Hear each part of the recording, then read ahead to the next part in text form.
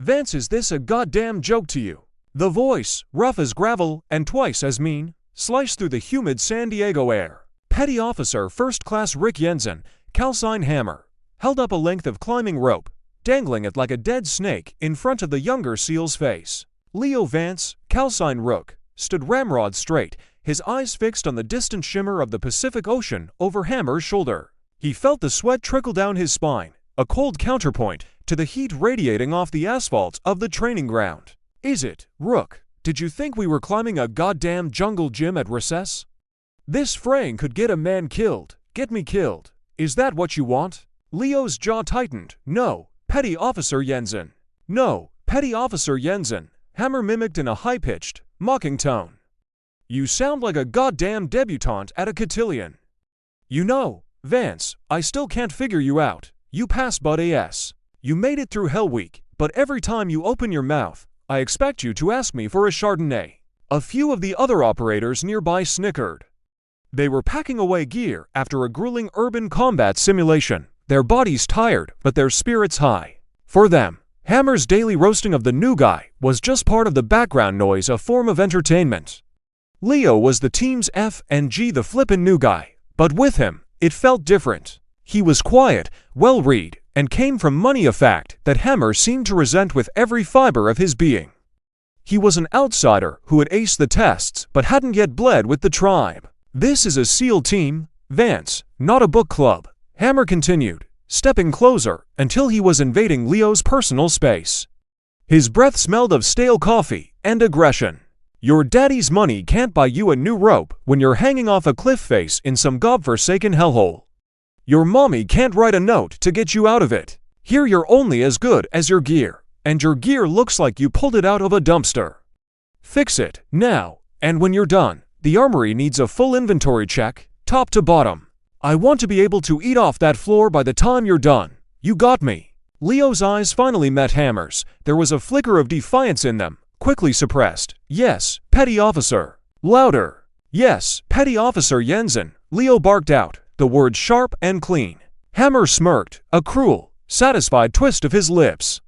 He tossed the rope at Leo's chest. Good boy. Maybe there's a tadpole in there somewhere after all. He turned and walked away, clapping one of the other guys on the shoulder, his laughter booming across the compound. Leo stood there for a long moment, the rope coiled in his hands. The humiliation was a physical thing, a hot flush that spread from his neck to his ears. This wasn't training. It wasn't tough love designed to forge a better warrior. It was a methodical, daily dismantling of his confidence. A personal vendetta cloaked in the guise of standard operating procedure. He clenched his fists, the rough fibers of the rope digging into his palms. He knew complaining was a career death sentence. In this world, you handled your own problems, you sucked it up. You drove on. He took a deep, steadying breath, the salt air doing little to calm the storm raging inside him. He turned and headed toward the supply shed, the weight of the rope feeling heavier than any rucksack he'd ever carried. The weekend was supposed to be a reprieve, a family day event on base. But now, the thought of his family seeing him in this environment, seeing this life he had chosen, it filled him with a profound and suffocating dread. Later that evening, the barracks were quiet except for the low hum of a fan and the distant sound of waves crashing on the shore. Leo sat on the edge of his bunk, his phone pressed to his ear. He was trying to sound upbeat, trying to inject a lightness into his voice that he didn't feel. No, Mom, it's great, really. The training is intense, but that's what I signed up for. On the other end of the line, in a quiet, bookline study overlooking the Potomac River, Evelyn Vance listened. She wasn't just a mother. She was a woman who had spent 3 decades navigating the labyrinthine corridors of Washington, D.C. power. She could read the nuances in a foreign diplomat's denial, the hesitation in a 4-star general's briefing. And she could certainly hear the carefully constructed wall in her own son's voice. You sound tired, Leo, she said, her tone gentle but probing. It's a demanding job, he replied, a little too quickly. We're so looking forward to seeing you on Saturday, Evelyn continued, smoothly changing the subject. Amelia managed to clear her schedule, and Chloe is flying in from New York. She said something about needing to see her baby brother doesn't have scurvy yet. A small, genuine smile touched Leo's lips. Tell Chloe I've been eating my oranges. I will, Is there anything you need? Anything we can bring you? Leo thought of the frayed rope, of the endless menial tasks, of the constant, grinding pressure from Hammer. He thought of the isolation. Help me, a small voice screamed inside his head. But the SEAL ethos was stronger. Never quit, never complain. No, I'm good, seriously, just looking forward to seeing you all. It'll be great to just relax for a few hours. The word relax sounded foreign on his own tongue. His older sister, Amelia, a lieutenant commander in the Navy's Judge Advocate General's Corps, picked up the extension from her Georgetown apartment. Hey, Leo. You check your gear maintenance logs. You mentioned last week that Petty Officer Jensen was having you double-check everything. Is that standard procedure for a new team member, or is he singling you out? Amelia's mind worked in clauses and subsections of the Uniform Code of Military Justice. She didn't hear stories, she heard potential infractions. It's standard, Amos, Leo lied, wincing at how easily the deception came. He's just an old-school guy, meticulous, wants things done right. There's meticulous, and then there's harassment under Article 134, Amelia said coolly. Just make sure you're documenting everything, even the small stuff. Create a paper trail, even if it's just for yourself. Okay, counselor, I get it, Leo said, forcing a laugh. Don't worry, I can handle it. I'll see you guys on Saturday. And tell Chloe not to wear her 6-inch heels. This is a naval base, not a fashion show. He ended the call and tossed the phone onto his pillow. He stared up at the ceiling, the silence of the room pressing in on him. He had handled Buddy S. He had handled SEER School. He could handle one petty tyrant with a chip on his shoulder. He had too. But as he closed his eyes, the image of Hammer's sneering face was burned onto the back of his eyelids. And for the first time since he'd started this journey, he wasn't sure if he was strong enough. 300 miles away, in a sleek, modern home in Pacific Palisades, a different kind of preparation was underway. Chloe Vance, the youngest of the 3 siblings and a Pulitzer Prize-nominated investigative journalist, was packing an overnight bag. Her phone buzzed on the bed beside her. It was a group chat with her mother and sister. Amelia, he's downplaying it, I can hear it in his voice. This Jensen character sounds like a textbook bully with a power complex. Evelyn, he's trying to stand on his own 2 feet, which is what we raised him to do. But you're right, something is off. The strain is evident. Chloe typed a quick reply, her fingers flying across the screen. Chloe, don't worry, I'll get it out of him. Baby brother can't lie to me. And if this Hammer guy is a real problem, he's about to find out what happens when you mess with the Vance. She put the phone down and looked at the dress she'd laid out for the family day. It was simple, elegant, understated. She tossed it aside and pulled out a pair of tailored slacks and a silk blouse. She looked less like a visiting sister and more like someone heading into a high-stakes interview. She smiled grimly. In a way, that's exactly what she was doing. She wasn't just going to see her brother. She was going to investigate. The Vance women were mobilizing. And when they focused their collective attention on a problem, the problem rarely survived the scrutiny. The drive down the I-5 to Coronado was filled with a comfortable, familiar energy. Evelyn drove the black sedan with a quiet efficiency, her hands steady on the wheel. Amelia sat in the passenger seat, occasionally reading passages from a legal brief on her tablet, while Chloe, in the back, scrolled through public records on her laptop. Anything on our friend, Petty Officer Rick Hammer Jensen? Amelia asked without looking up. Chloe let out a low whistle. Oh, yeah? He's a decorated guy, no doubt. Multiple combat tour, Bronze Star with AV, but there are whispers. A couple of informal complaints during his time as a Buddy S instructor. Nothing that stuck, but the words excessive aggression and favoritism pop up more than once. He's a hard charger who walks right on the edge of the line. Men like that believe their combat record gives them a free pass for their behavior back on home soil, Evelyn said, her eyes on the road. They confuse cruelty with strength. It's a cancer in any command climate. As they crossed the iconic Coronado Bridge, the sprawling Naval Air Station North Island came into view, followed by the more secluded and formidable grounds of the Naval Amphibious Base Coronado, the heart of West Coast naval special warfare. Sentries in crisp uniforms waved them through the main gate after checking their IDs, their expressions professional but incurious. They were just another family in another sedan. here for a weekend event. They parked in the designated visitor lot. The atmosphere was almost festive. Families milled about, grills were being set up, and the sound of children's laughter mixed with the Eagles playing from a nearby speaker. It was a carefully curated slice of normalcy against a backdrop of deadly serious business. And then they saw him. Leo was walking toward them from one of the barracks blocks. From a distance, he looked the part, tall, lean, and powerful in his simple t-shirt and cargo shorts. But as he got closer, they saw the truth in the details Amelia had always taught them to look for. The dark circles under his eyes that spoke of sleepless nights. The way his shoulders were tensed, as if bracing for a blow. The smile that didn't quite reach his eyes. Mama's Chloe, his voice was thick with an emotion he was trying desperately to hide. Evelyn enveloped him in a hug, holding him for a moment longer than usual. She could feel the tension coiled in his muscles. "It's so good to see you, son." Chloe slung an arm around his neck, ruffling his hair. "Look at you, all lean and mean. You're making me look bad, little brother." Her playful jab was a cover for her sharp, analytical gaze, which was scanning every inch of him, noting the small scrapes on his knuckles, the weariness in his posture. Amelia gave him a brief, firm hug. "You look like hell, Leo. Are you eating?" I'm fine, he said, pulling away slightly, uncomfortable with the focused attention. "Come on, I saved us a table over by the water." He led them to a picnic table with a perfect view of the bay. They spread out the food they'd brought, the made sandwiches, pasta salad, brownies that were Leo's childhood favorite. For a while, things felt normal. They talked about Chloe's latest article, Amelia's upcoming case, their mother's grueling schedule. Leo seemed to visibly relax, the lines of stress on his face softening as he ate.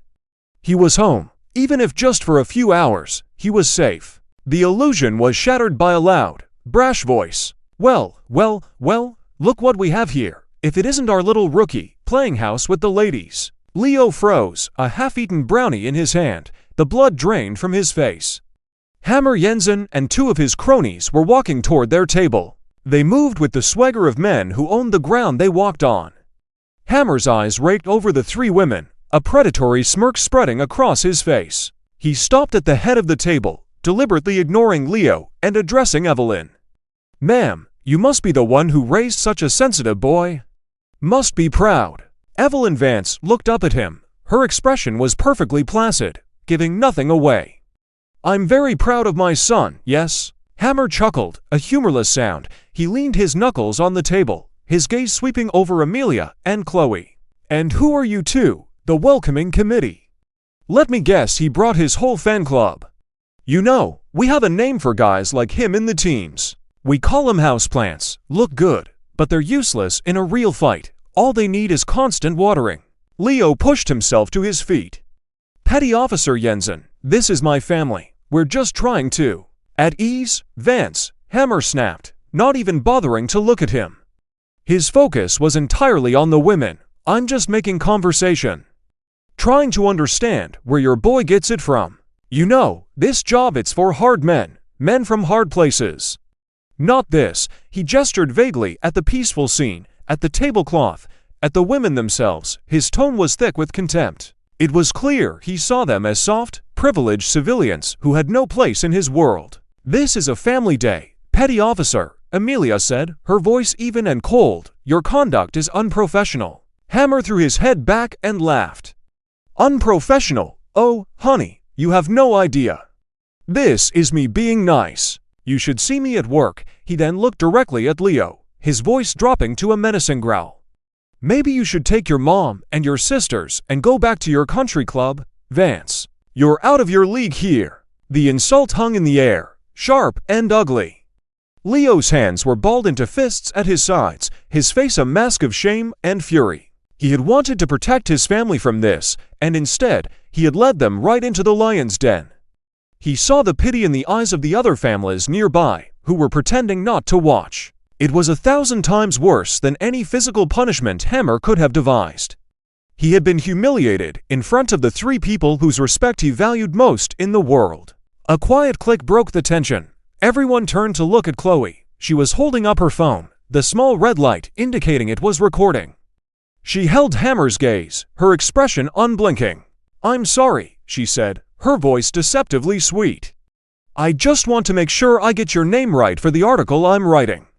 "It's Petty Officer Rick Jensen, correct. Call sign Hammer." The smirk on Hammer's face faltered, replaced by a flicker of confusion and anger. He took a step toward Chloe, his posture instantly more aggressive. "What the hell do you think you're doing? You can't record on a military installation. Give me that phone." "Actually, you're incorrect," another voice cut in, sharp as a surgeon's scalpel. It was Amelia. She hadn't raised her voice, but her words commanded attention. She remained seated, but she had the presence of a judge behind the bench. "This area has been designated for a public family event. There are no posted restrictions on personal recording, and there's no operational security being compromised. You, however, are currently in violation of several articles of the UCMJ. Specifically, Article 93, Cruelty and Maltreatment of a Subordinate. Article 117, Provoking Speeches and Gestures. And Article 134, the General Article, which includes conduct of a nature to bring discredit upon the armed forces. Your comments about my brother and your assessment of my family could easily be interpreted as such." Hammer was stunned into silence. He stared at Amelia as if she'd just started speaking a foreign language. He was a bull in a china shop, and he had just realized that China was talking back, citing regulations. "Who the hell are you?" he stammered, his bravado cracking.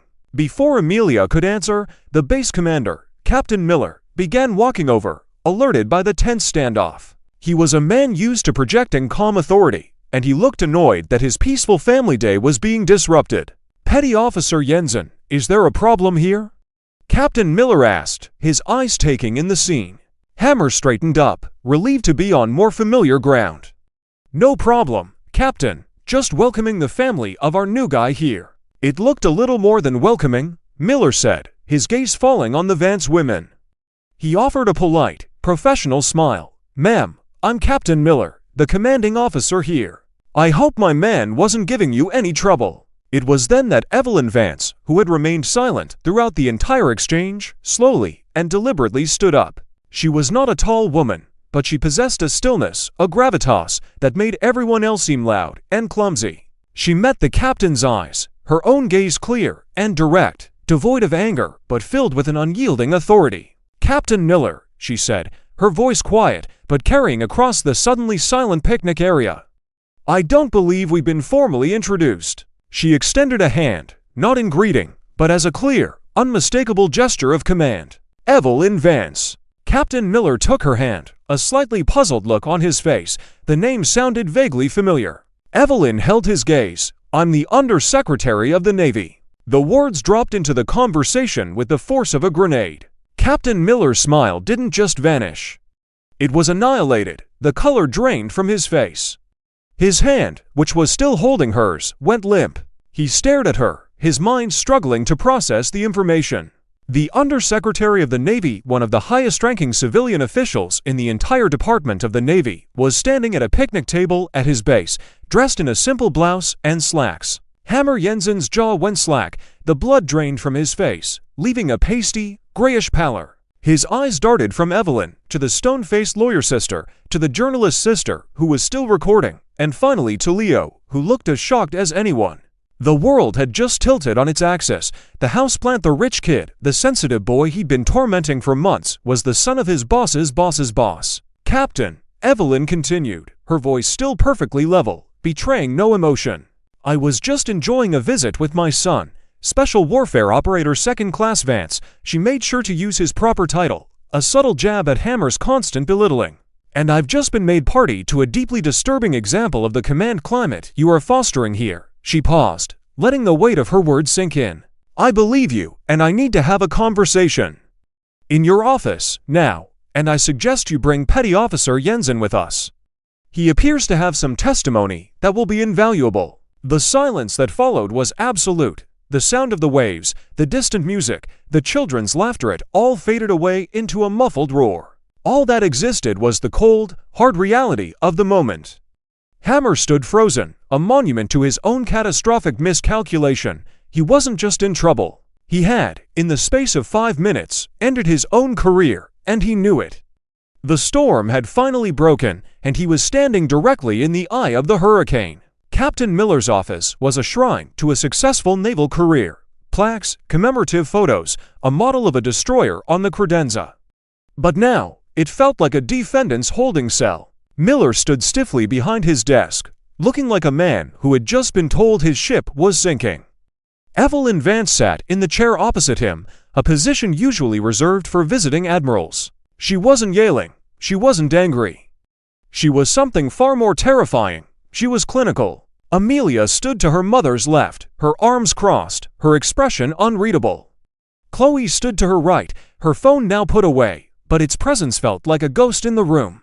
Leo had been asked to wait outside.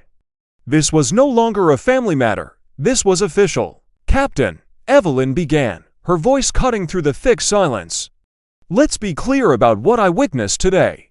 I saw a senior non-commissioned officer publicly humiliate and threaten a subordinate in front of his family and yours. I saw a man who represents the United States Navy SEALs behave like a common thug.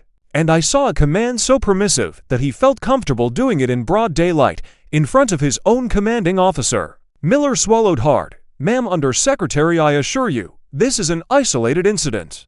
Petty Officer Jensen is a decorated operator. Do not insult my intelligence, Captain. Evelyn cut him off, her voice dropping a register, gaining an edge of steel.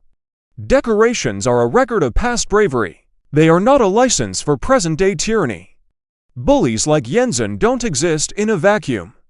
They thrive in darkness and silence. They are a symptom of a systemic failure. The question is not what he did today. The question is, what has he been doing for the past 6 months, and why did nobody in your chain of command stop him? Amelia stepped forward slightly. With all due respect, Captain, from a legal standpoint, the command is now considered to have been on notice of Petty Officer Jensen's behavior. What the Secretary witnessed constitutes direct evidence. Any failure to act decisively now could be construed as condoning the behavior, opening up the Department of the Navy to significant liability. Miller looked from the Undersecretary to the JAG officer. He felt trapped, outmaneuvered. He was a warrior, a man used to dealing with physical threats, not this quiet, systematic dismantling of his authority by two women who wielded policy and law-like weapons. Evelyn's gaze shifted to the corner of the room. Petty Officer Jensen. Hammer flinched as if he'd been struck. Ma'am, he croaked. For months, you have taken it upon yourself to torment my son. You have mistaken his quiet professionalism for weakness. You have confused his privileged background with a lack of character. You judged a man not by his performance, but by your own petty resentments. You did this because you thought he was alone. You thought no one was watching. You thought he had no one to stand up for him. She leaned forward, her eyes locking onto his. You were wrong. The finality in her voice was absolute. Hammer squeezed his eyes shut. It was over. Captain Miller, Evelyn said, turning her attention back to him. Petty Officer Jensen is to be removed from duty, effective immediately. I want a formal investigation launched by noon tomorrow, to be overseen not by your command, but by Naval Special Warfare Command directly. I want every operator in this unit interviewed about the command climate, anonymously and without fear of reprisal. And I want a full report on my desk in Washington in 30 days detailing the steps you are taking to ensure this rot is carved out of your team for good. She stood up. The meeting clearly concluded. This isn't about my son anymore, Captain. This is about the integrity of the institution we all serve. You will fix your house, or I will. She walked to the door and paused, looking back at the shattered man who was Captain Miller. And get him a new rope, she said quietly. My son's life depends on it. Then, she and her daughters were gone, leaving behind a silence more profound than any explosion. Outside, they found Leo sitting on a bench, staring out at the water. He looked up as they approached, his face a mixture of relief, shock, and lingering shame. I'm sorry, he said, his voice barely a whisper. I'm so sorry you had to see that you had to do that. Evelyn sat down next to him, her expression softening, the Undersecretary vanishing and his mother returning. Leo, look at me. He met her eyes. You have nothing to be sorry for. The shame belongs to them, not you. We raised you to be strong, but strength isn't about enduring abuse in silence. That's not strength, that's survival. True strength is having the integrity to do the right thing and the courage to ask for help when you need it. You were trying to fight this alone. You never have to be alone. Chloe and Amelia sat on his other side. He picked the wrong family to mess with, Chloe said, managing a small smile. Legally speaking, Amelia added, her tone becoming warmer, sisterly, he's toast. Leo let out a long, shuddering breath he didn't realize he'd been holding for months. A single tear traced a path through the grime on his cheek, and for the first time, he didn't feel weak for letting it fall. He was surrounded by his family. He was safe. The battle was over. And for the first time in a long time, he felt like he had won. The weeks that followed were a sea change for the SEAL team. The investigation from NSW Command was swift and merciless. It turned out Hammer's abuse was not limited to Leo. He had a long history of targeting and pushing out operators he deemed unworthy, creating a toxic culture of fear around him. He was court-martialed, stripped of his rank, and dishonorably discharged. His fall was as spectacular as it was sudden. Captain Miller was reassigned to a desk job at the Pentagon, a quiet but unmistakable end to his command career. A new commander was brought in, a man with a reputation for being tough but fair, with a zero-tolerance policy for the kind of old-school hazing Hammer had championed. Anonymous reporting channels were strengthened. Mandatory leadership and ethics training was implemented. The changes were real, and they were lasting. For Leo, the change was more personal. The target on his back was gone. No longer defined by Hammer's abuse, he was free to be judged on his own merit, and he excelled. In the grueling training exercises that followed, his quiet competence and tactical intelligence began to shine. He was calm under pressure, a quick thinker, and fiercely loyal to his teammates. The turning point came during a maritime interdiction exercise. A simulated explosion sent a teammate, a young operator named Diaz, who had often laughed at Hammer's jokes, tumbling over the side of the ship into the churning water, his gear entangling him. Without a moment's hesitation, Leo was in the water after him. He fought the currents, cut Diaz free, and kept his head above water until the rescue boat arrived. Later, back in the barracks, Diaz approached him, his expression humbled. "Vance, man, you saved my life out there." "I was one of the guys," I laughed. "I'm sorry." Leo just nodded, clapping him on the shoulder.